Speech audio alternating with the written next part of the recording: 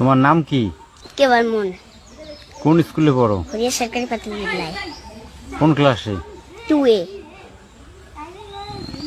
আম বানান করো। সরিয়া মো আম। কলা? বুড়ি ঝাল। লিচু? সরিয়া বুড়ি ঝাল। নারিকেল? চাষ। গরু? গরু গল। ছাগল? চল বুড়ি চল।